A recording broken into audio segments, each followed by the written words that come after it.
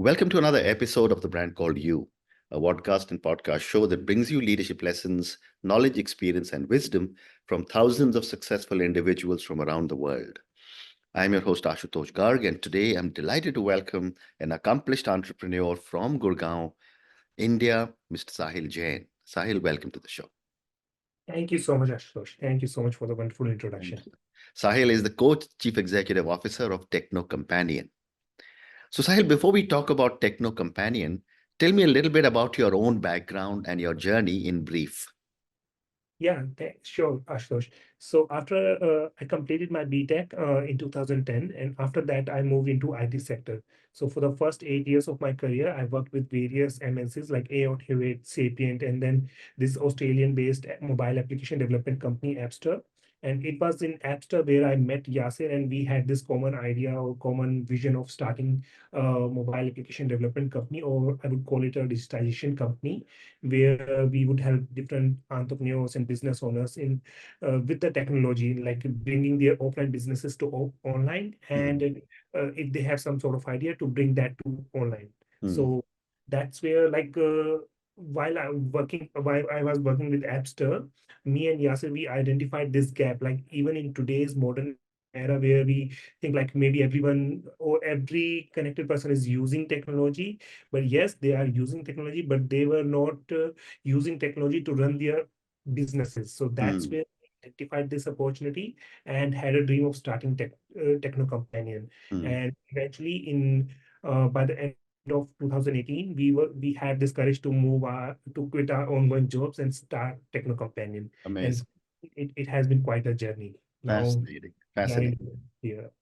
So tell me a little more about Techno Companion. What do you do and what is your vision for the company? So Ashutosh, as the name says, Techno Companion. So we consider ourselves technical companion of all our clients. Mm, So as I just explained to you, while having these conversations with so many different clients, we identified many clients, they have such beautiful ideas, they have such good offline businesses, but because they do not have that sort of reach to the technology, that's what is blocking them. That's where we really wanted to be technical companion for our these entrepreneurs and business people, so mm, that we can take care of all the technology part and they can just focus on what they are good at doing, their businesses. So, and it's been 5.5 years. That's what we have been doing. mm, The best part about Techno Companion is Ashutosh, a combination of myself and Yasir, because I'm from the product management background and Yasir is from the technical background. mm, So what we do not provide one solution for each and every product. First of all, whenever a client approaches us, or even in the very first meeting with each and every client, mm, we put ourselves into client shoes. We have this workshop that we call as Rapid Connect workshop. mm, Based on the client's requirements and business model, it moves from 1 day to maximum 2 days or maximum 3 days of workshop. mm, So generally, it doesn't go beyond 2 days.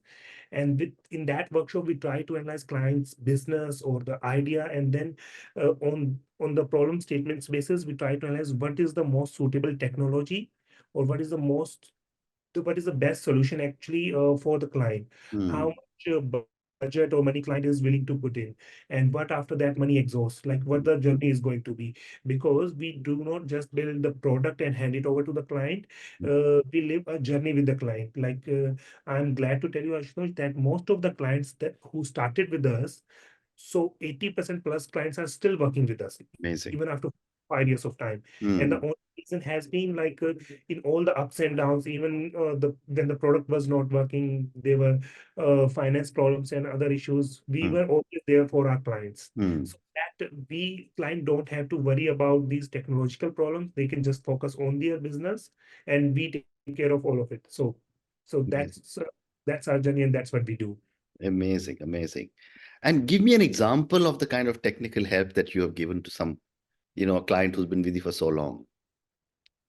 So this is Ashutosh, one of my favorite clients. Whoever asks me, I give this particular example Mm, only. mm, So because he's a very good friend of mine as well.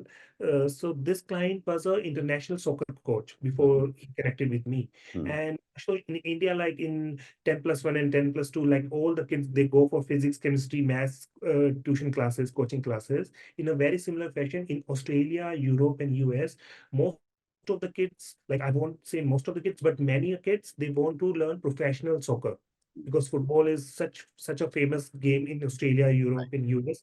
mm, They want to learn professionally, but not every kid can afford it professionally because if you go to a professional coach or a trainer, the prices are huge. Yeah, mm, and they are so much limited coaches that not they cannot teach every single boy or a kid because they are in abundance there, right? So what we did.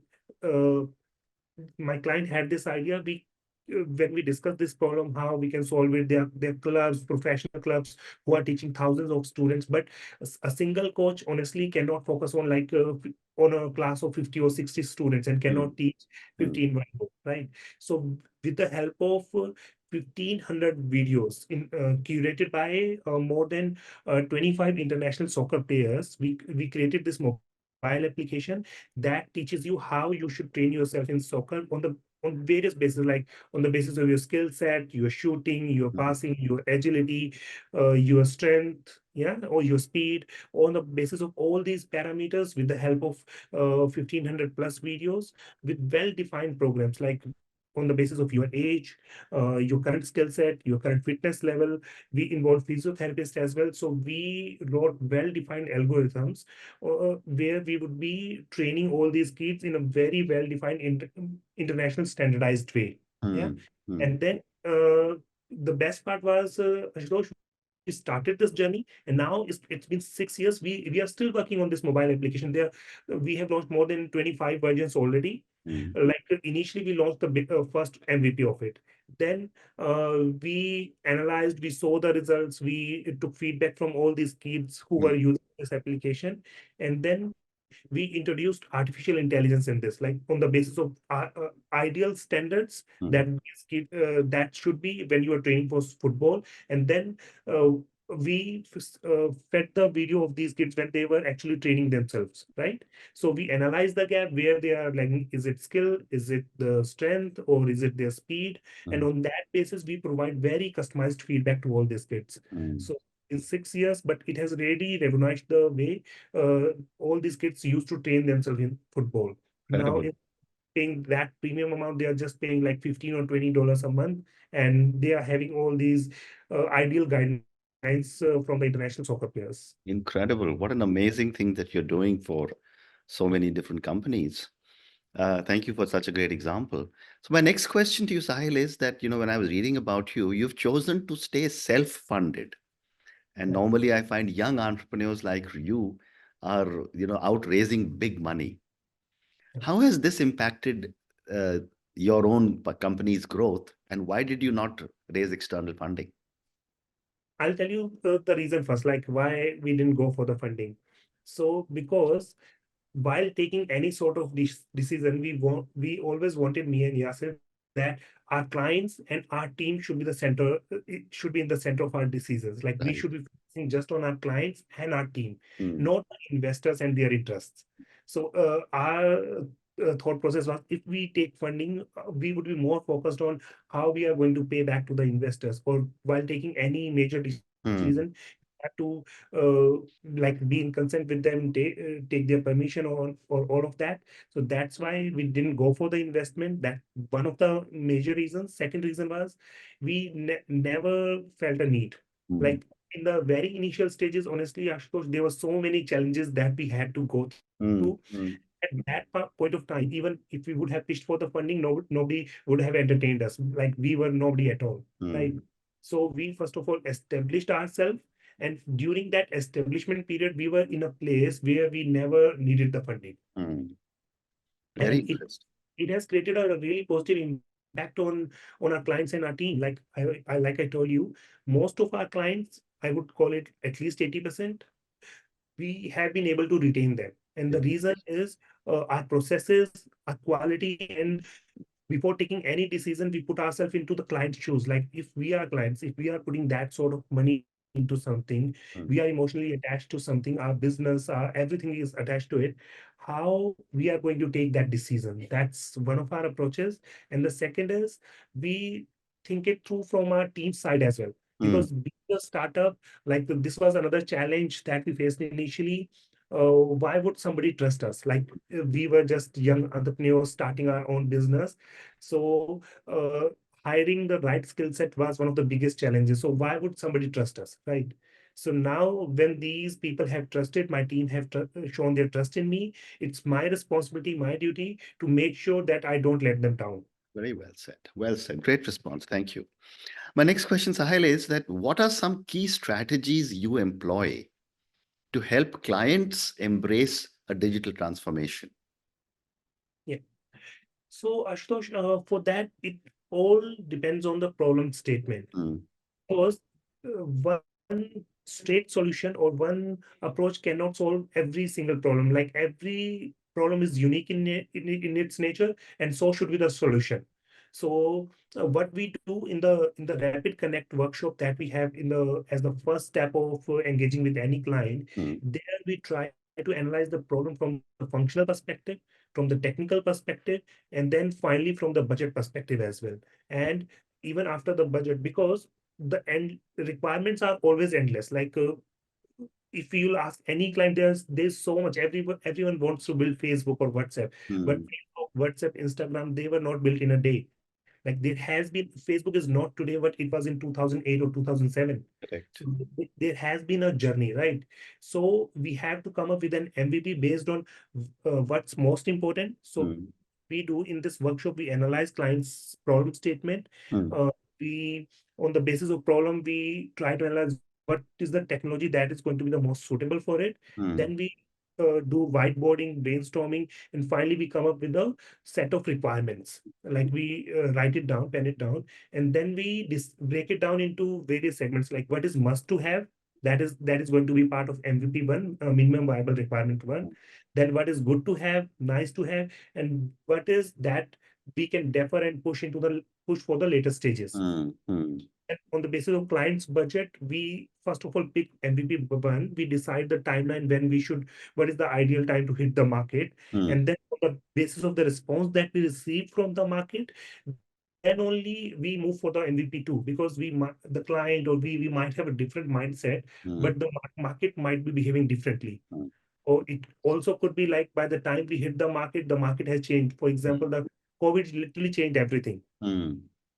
Along with the market and everything else, it changed people's mindset, the Right.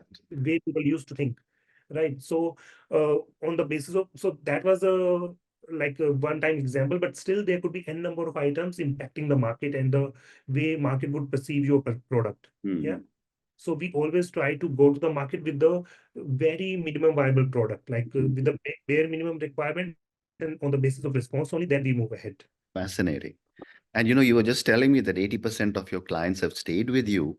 How do you ensure that your client-centric ethos is ingrained in every human being in your team and every aspect of your business? So you mean how do we make sure? How do you So make sure that every team member follows the same kind of ethos that you and your partner have, followed? yeah.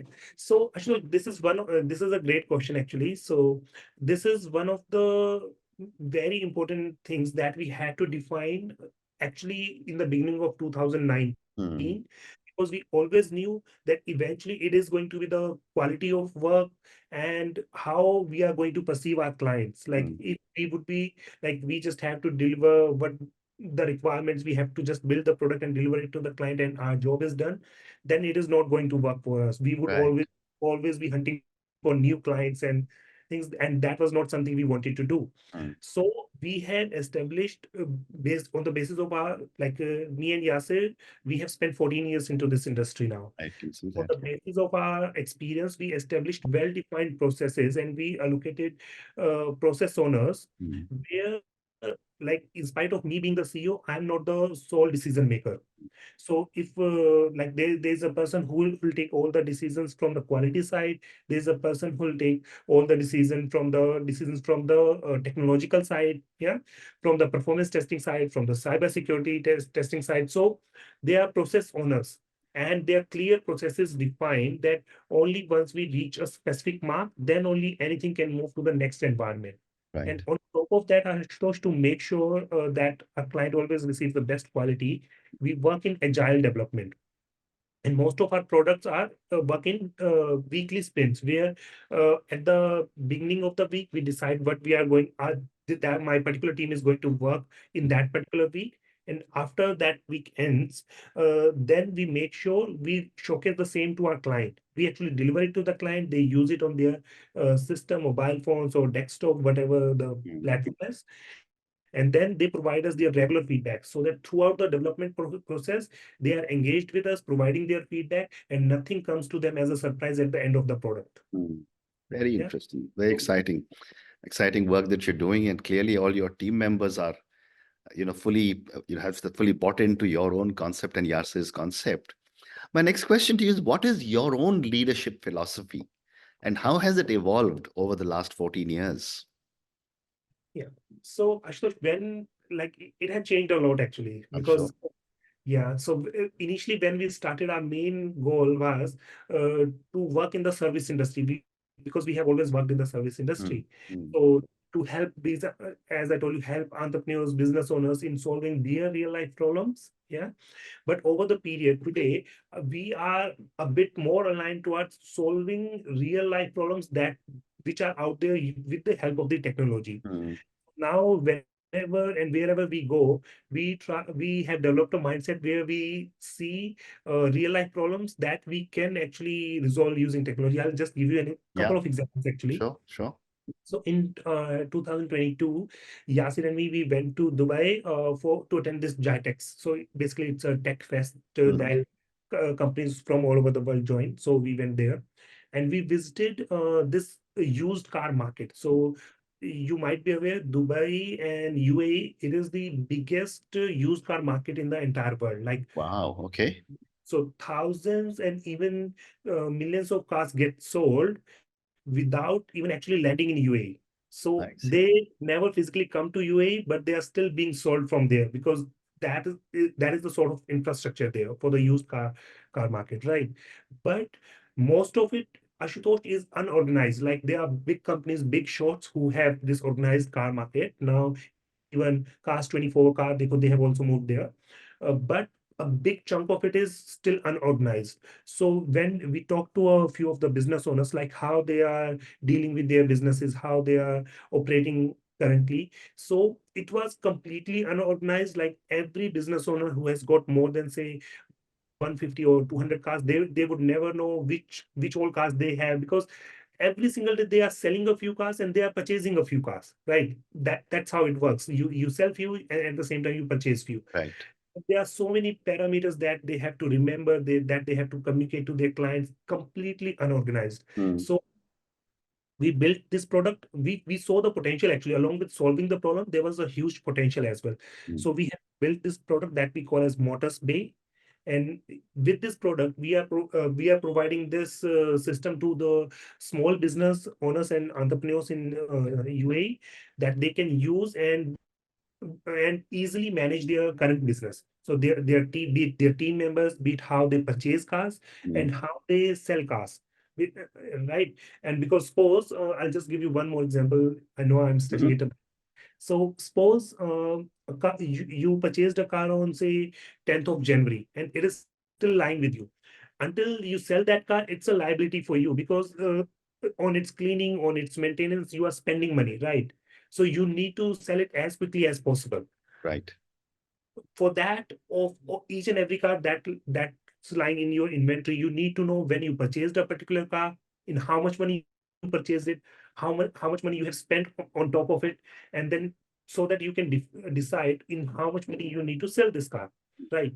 So these are just a couple of examples. There were n number of things. There were hundreds of things that they need to take care of, Mm. completely unorganized. Mm. But with our product, we are helping them manage it. mm, That is one example, Ashutosh. Another example would be uh, recently, like last year, it was in 2022 actually, when we went for these certifications, like compliance certifications, mm, like SOC 2, because we were pitching in US, so we have to be SOC 2 compliant. We have to be ISO 27001 compliant. mm, So it is easy to still get the certification, but it is so difficult to make sure that each and every of my team member is adhering to all these compliances and processes, mm, because mm, there are more than 250 or even 300 compliances. How would I make sure that each of my team member is complying to each and every process? It is mm, literally impossible if I'm going to do that, or even if I hire people to do that. Like, there's no way it can be done. mm. Otherwise, I'll just keep chasing it, right? Interesting. So there were already products available in the market, using which we could automate the compliance, but they were so hugely expensive that we could still manage to afford them. But most of the business owners or entrepreneurs won't be able to afford it, right? So even we are still working on this system, where we would be automating compliances for all these small entrepreneurs and businesses using our system. At any point of time, 24/7, they can see which of their team member is complying to which all processes and which not. Mm, If if anything gets breached, the stakeholder or the concerned person would get notified straight away. Like, you mm. don't have to worry about anything. Anything gets breached, you are notified. So Right. you can reach the respective person and ask him or her to comply by it. Fascinating. So, Sahil, I've got time for one more question. And you had mentioned that when you were building, there were lots of challenges.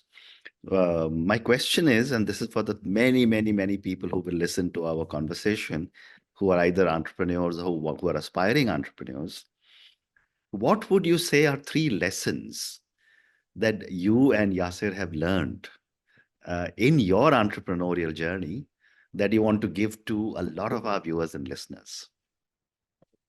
So, one of the learning would be, Ashutosh, like, definitely being an entrepreneur is a fascinating journey. It's very appealing, fulfilling, all of that. But if you want to get into this journey, you have to adopt a never die attitude. Like, Okay. there are going to be ups and downs. There Mm, are going to be problems. There mm, would be days when you feel like you just cannot move ahead and you just want to quit. But it's the never die attitude that matters. You just have to keep moving. right. Yeah, that's very important. And secondly, uh, your clients and your team, both of them are two most important, strongest pillars for your organization. So you have to make sure that while taking any decision, you put these two in the forefront, like your clients, because they are the ones who are paying to you, like, Mm, because of whom your company or your team is able to move ahead, right, right? right. And at the same time, this cannot happen just with the clients if the team is not there. And being a startup, especially, they have put all their trust, all their career, everything they have put in you, on your intelligence, your decision making skills. So while making any decision, just make sure that how your team is getting impacted because of that. That is very, very important. Very interesting. And finally, try to solve problems, because anything is going to work only when you are solving a problem. Mm, So I'll give you one example for this. yeah. Like, be it LinkedIn, Facebook, Twitter, every single platform, they have been successful because they are solving a unique problem. For example, LinkedIn is meant only for the professionals. It doesn't Correct. serve the purpose that Instagram does. If you go to on LinkedIn, you build your professional network. But if you go to Instagram, that's where you connect with your, like, friends and family. You post pictures, you Right. to tell everyone about you. But when you go to Twitter, it has a completely different purpose. Mm, So all of these are solving a real life problem, and mm. that's what you have got to do, being an entrepreneur. Very interesting. Sahil, on that note, and your three incredible lessons for all our viewers and listeners. First, you said adopt a never say die attitude. Second, you said was the client and team are most important. And third, which is so important and so critical, is try to solve a problem. Thank you, Sahil, for speaking to me about your own journey. Thank you for speaking to me about Techno Companion. I think you and your partner have built an absolutely incredible company to provide services to so many of your clients, and it is very reassuring to learn that 80% of your clients have stayed with you. Thank you also for speaking to me about so many different examples that you have given me about how you have helped your clients. Thank you again and good luck. Thank you so much, Tosh. I really appreciate you giving me your time. Thank you so much. Thank you.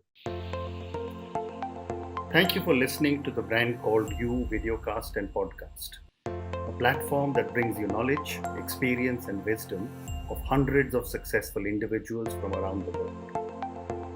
Do visit our website www.tbcy.in to watch and listen to the stories of many more individuals. You can also follow us on YouTube, Facebook, Instagram, and Twitter. Just search for the Brand Called You.